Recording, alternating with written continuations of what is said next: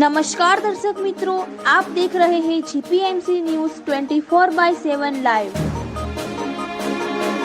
અક્ષય તૃતીયા હિન્દુઓનો પવિત્ર તહેવાર. અખાત્રીજના શુભ દિને ખેડૂતપુત્રો દ્વારા ધરતી માતા અને ગૌમાતાનું પૂજન. ખેડબ્રહ્મા તાલુકાના દામાવાસ કંપા ખાતે આજરોજ અખાત્રીજ હોય.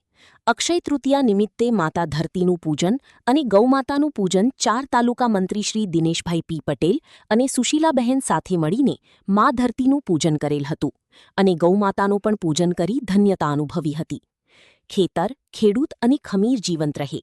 ધરા, ધરોહર અને વસુંધરા સદા મહેકતા રહે. જગતના સર્વે ખેડૂત સદા સંગઠિત રહે અને સંગઠનથી સમૃદ્ધિની પ્રામાણિક સફર સદા ચાલતી રહે. ફક્ત હું જ નહીં પણ ખેતી આધારિત સર્વે ઉદ્યોગો અને તેની પર નિર્ભર સર્વે પરિવાર સુખ શાંતિ અને સુકૂન અનુભવે તેવી ભગવાન બલરામને પ્રાર્થના સહ સર્વે કિસાનોની અખાત્રીજના નવા વર્ષીની શુભકામના.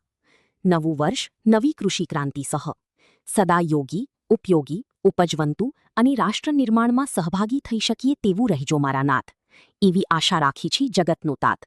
રિપોર્ટર દિનેશભાઈ પી પટેલ, 4 તાલુકા મંત્રી શ્રી, જીપીએમસી ન્યૂઝ 24/7 લાઈવ.